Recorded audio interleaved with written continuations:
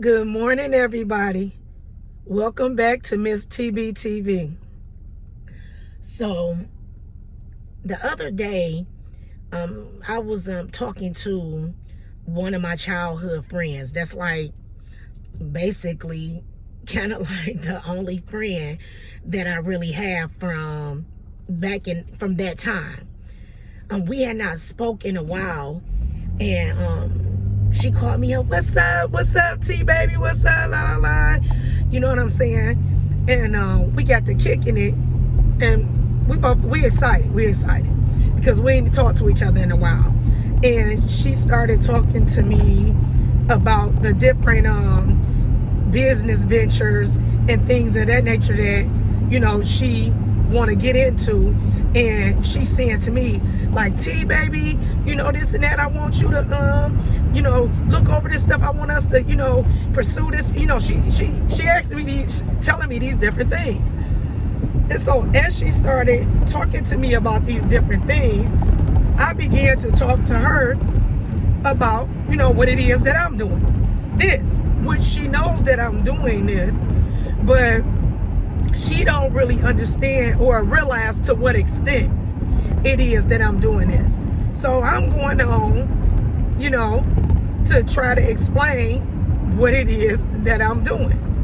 And so she starts saying to me, T baby, like basically I call you for all of that, as far as the things that she's saying. I'm trying to talk to you about business. I'm trying to talk to you about making money.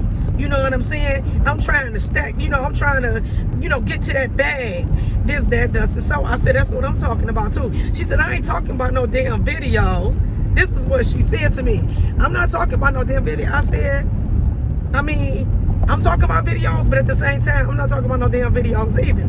So we kept on with this back and forth of this, you know what I'm saying? And it ended up kind of getting intense in a sense, because she really was not, trying to hear what it is that I was trying to say in regards to what I'm saying I'm doing from a business perspective. So she started saying to me, asking me, are you ready to build them electric cars, T? You know what I'm saying? Because this is the thing that she's into. You know what I'm saying? Realizing that this is where the world is going to, from gas-powered vehicles to electric powered vehicles. And so I said what I had to say about that, like, no, I'm not. No, I'm not. I let her know where I was coming from, but I did let her know that it's not like that. I don't realize that it's not significant or not important. I do realize it's important. I do realize it's significant. But I'm still trying to say to her that what I'm doing is significant too. So again, she goes back to saying, T, again, I ain't trying to hear that. I ain't really listening. I ain't listening to all of that. You know what I'm saying? Just say what it is. It's social media. The reason why I'm not even really into it is because this is social media. Everybody ain't into social media, T. And so I said to her, I'm not talking about social media. I said, I'm not talking to this. What I'm saying to you is not about social media. So y'all, we going back and forth. Well, as we're going back and forth with it, she began to say to me, T, I called you.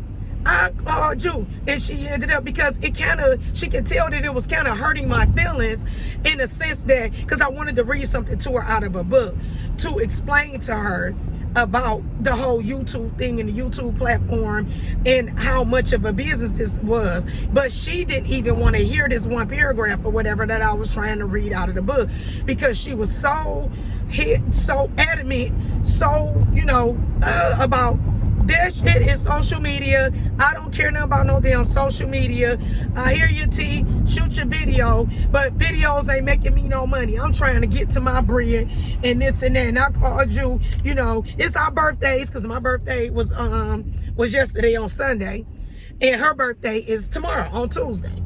And so she's saying, other than trying to say, yeah, baby, it's our birthday, let's celebrate our birthday, I'm trying to talk about getting that bag, and you keep on talking to me about social media. So she can see that it was kind of frustrating me, because I'm thinking, I'm not into social media either. I even told her that. I said, I'm not no person that's big into social media. I don't sit around here and just scroll and scroll social media. That's not what I do. But I do go on social media or some form of social media every day to do my business, because this is what my business is. So I have to go on there. So this is what I'm explaining to her. Well, she ended up apologizing to me, not because she was understanding, because she still wasn't understanding where I was coming from, but she started apologizing to me for the fact that she could tell that I can tell that I'm hurting your feelings, in the sense that I'm not really trying to pay attention to what you're saying. So T baby, I apologize. I apologize. Okay, is you gonna accept my apology? Is you gonna accept my apology? She said, T, we ain't even talked in a while, and I called you. T. She said, I called you because, she's like, do you know that day that you walked into the doctor's office them years ago, you know what I'm saying, them 3-4 years ago, that God made that happen. It was meant for you to walk in that office, because she was working at one of the doctor's office that I was going to. Just so happened I come in there, and when I come in there, who's sitting at the desk? Her. She said that was meant to happen. It was meant for us to reconnect, because we've been knowing each other since we was in the kindergarten, since we were 5 years old, and we're both in our 50s now. So she said it was meant for us to reconnect, because she was saying that, do you know, T, that since me and you have, got back to running together and this and that you have changed my life.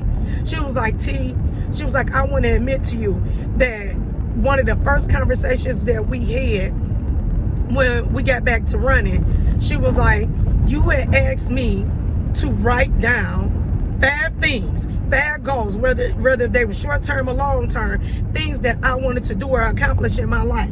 And she said, and I got to admit to you right now, she was like, I was ashamed. She was like, I walked out of your door ashamed that day when I could not write down anything. She said, I couldn't write down nothing. She said, T, I didn't say it to you. She said, but I was ashamed. She was like, but it stayed in my brain. She said it stayed on my ear, on my mind, the fact that, damn, T on some other stuff, So I want to say, me, her, and one of our other friends, we ran together for years. We all knew each other from elementary, but me and her knew each other first. Our other friend, I met her in the 3rd, and I think she met her in the 4th. But this one friend was our mutual best friend, and we ran for some years.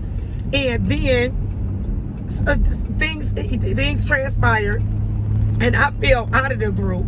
And then she had not seen me for a lot of years, and her and the friends still ran, but then they stopped running for like the last 10 years or whatever. So she was saying to me that all while me and her was running, she was like, T, you was always different from us. She said, you always was about your business. You was always about your business. You was going to school. You been working this job. You was doing all this different stuff, buying houses, cars, this, that, getting married. She said, we ain't do none of that stuff. We ain't never get married. We ain't go out here, buy houses. We wasn't doing that. She said, now I did do a little school or whatever. She was like, but we didn't do all of this stuff you did. She was like, and then when me and her continued to run, she was like, we wasn't on no stuff like what you was on. She was like, we was too busy talking about men and getting money from men and this and that. We weren't talking about trying to get our own bag or accomplish our own goals. She said we weren't. She was like, that's not what we were into. You know what I'm saying?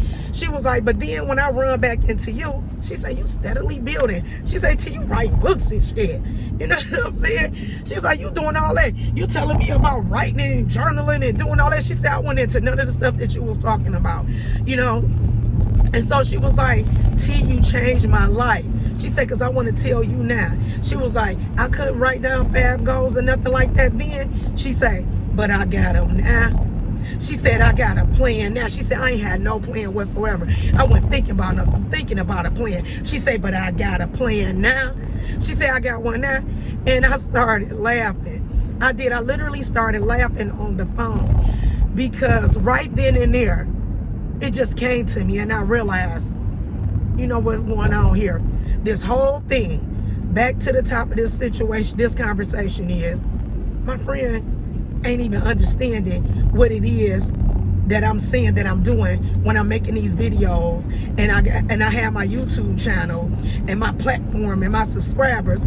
She does not understand. That's the reason why we went through 20 minutes of back and forthness, 20 minutes to where it got to a point where she's apologizing to me. And friend, I'm sorry for seeming like I'm being rude and disrespectful, but I just ain't into social media.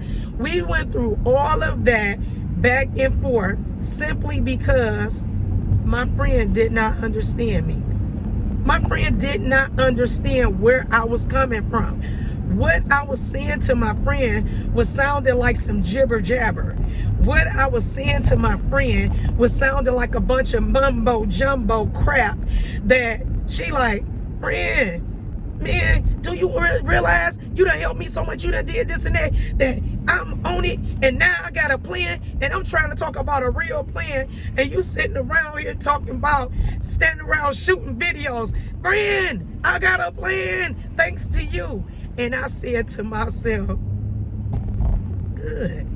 good, yes, thanks to me, or whatever, or just thanks to, her now finally, you know what I'm saying, realizing what's important and what's not important. But again, I guess as a result, thanks to the type of friend that I've been in her life over these last couple of years.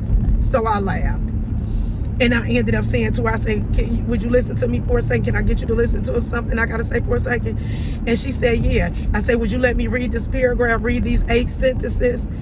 About 8 sentences? She said, yeah, friend, I'll listen to 8 sentences. And I read the 8 sentences from the book. And I broke it down to her, what this book was saying in regards to YouTube and the magnitude, okay, that YouTube is on in regards to the type of traffic that goes through YouTube, okay? And when I read it to her, she said, oh, wow, damn, okay. Friend, you should have said that. I said, I was trying to say it, but you wasn't listening. And I said, and you know what else?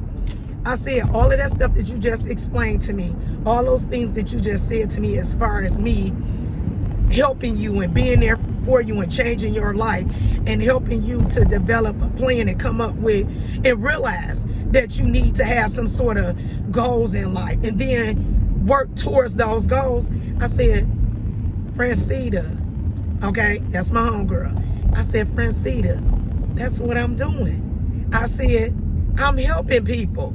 I said, that is literally what I am doing.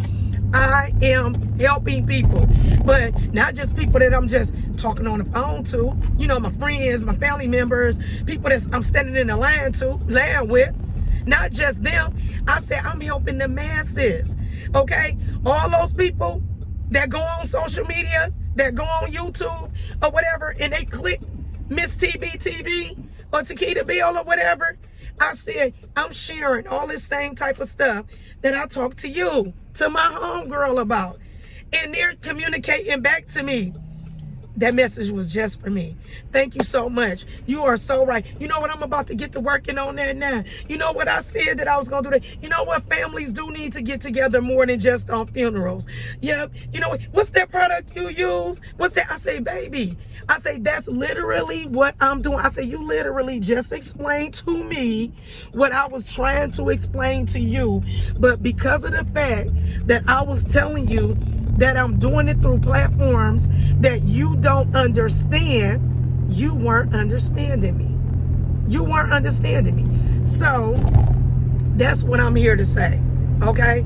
This whole thing, this whole conversation that I just set up here and I'm having with you all, I'm saying all of this to say that sometimes when it seems like you constantly bumping heads with somebody, you constantly bumping heads with people in regards to the things that you're trying to do out here, the goals you're trying to reach, you know what I'm saying, the things you're trying to pursue, and it just seemed like people just not down with you, people just not on your team, people just not, they just not getting it. That's it right there.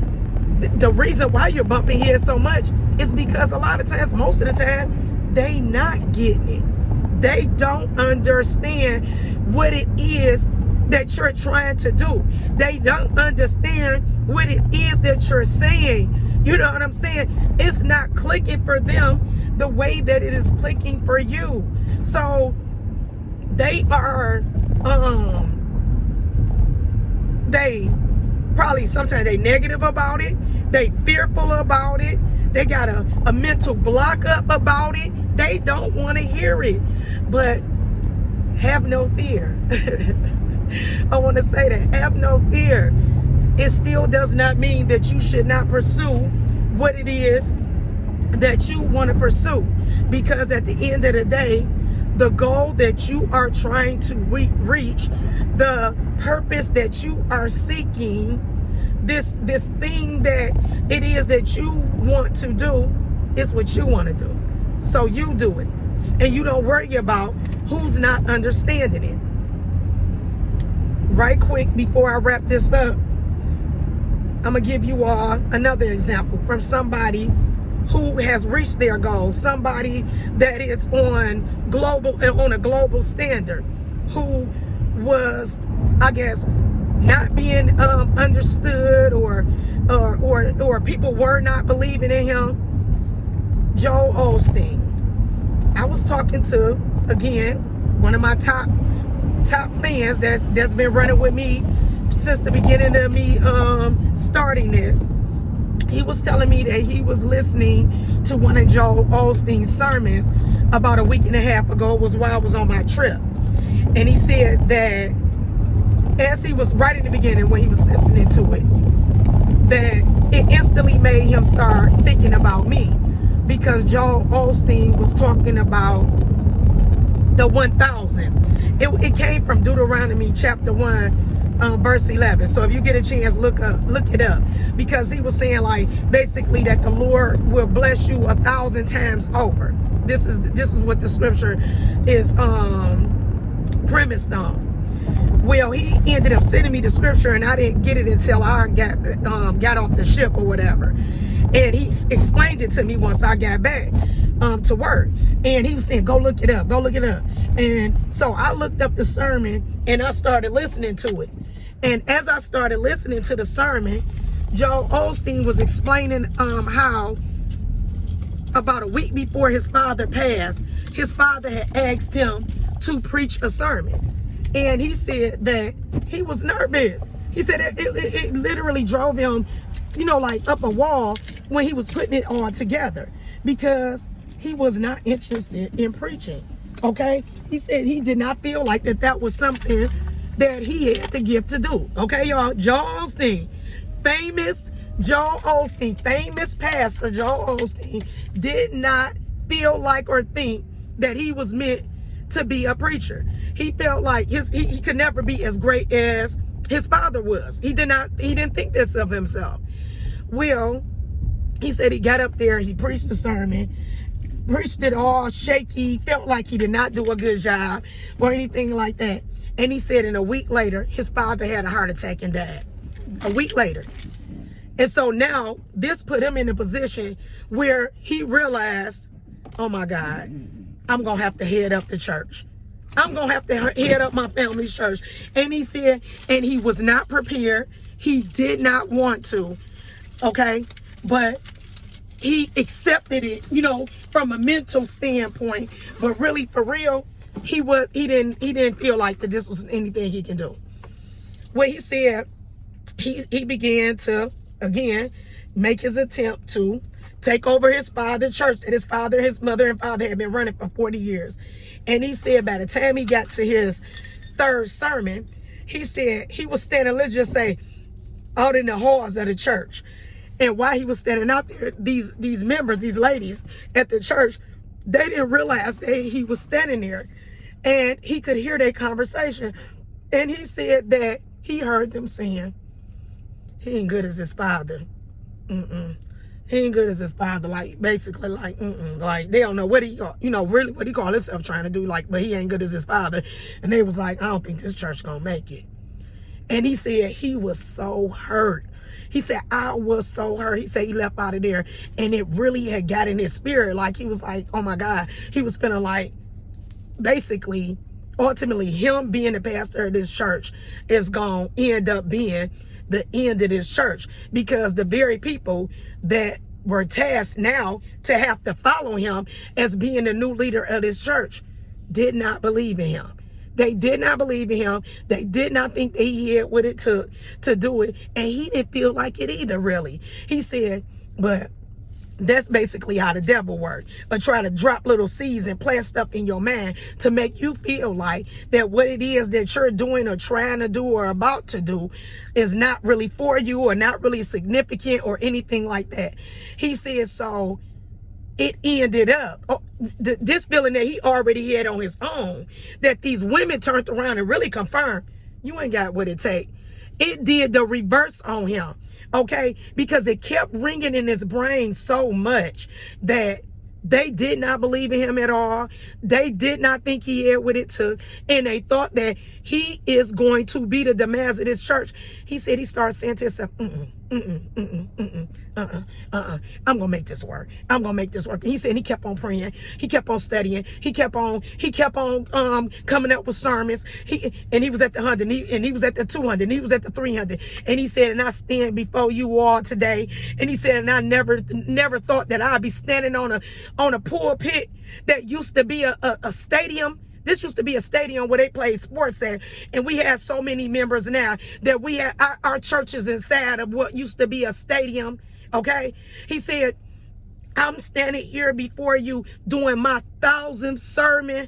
Okay, because I heard some women say, well, after my 3rd sermon, say that I didn't have what it take. I didn't have what it took to make this work, that I was going to make this church end. He said, and if I would have let that, what they said, just take root down into my spirit, if I would have let that take root down into my spirit and grabs a hold of me and grabs a hold of the purpose that God had on my life, he said that 997 sermons would not ever have come into fruition. Now, think about that. That's a big number. 997 sermons would not have been heard by the world. Okay? By his congregation, but by the world. All right? If he would have let what these women said, take root inside of him and shrink on down and say, they don't really think that this is really nothing that I'm doing. This ain't for me. If he would have believed that. So again, people, I want to say to you, okay, they just don't understand. Certain people in your life, certain people that are around you, they just don't understand. They don't understand what it is that you're trying to do. And don't worry about whether or not if they understand. You understand it, right? Okay? You understand it. And even if you don't fully understand it, you understand it enough to know that this is something that you want to do, right? Right? Well, if this is something that you understand enough to know that this is what you want to do, or this is what you should be doing, you continue to do the work. You continue to pray to God. You continue to do the studying. You continue to put in the time. You continue to do what you need to do to get to where you want to be. Okay? Because what you're doing is for you. It's for you. And can't nobody take it away from you but you if you stop doing it, because you letting what somebody else think or somebody else's opinion take root down in your soul and stop you from doing what God has placed down inside of you. Okay, so that's my word of the day. They just don't understand, but don't you worry about it. You keep on pushing. All right, so as always, I wish you all a safe day. I wish you all a blessed day, and I wish you all safe travels. And if you're not subscribed to my channel, press that button and make sure you subscribe, okay? If you're not, if something I said, you can tell that it'll be helpful to another person, please make sure you share it. And definitely, if you liked it, make sure you press that like.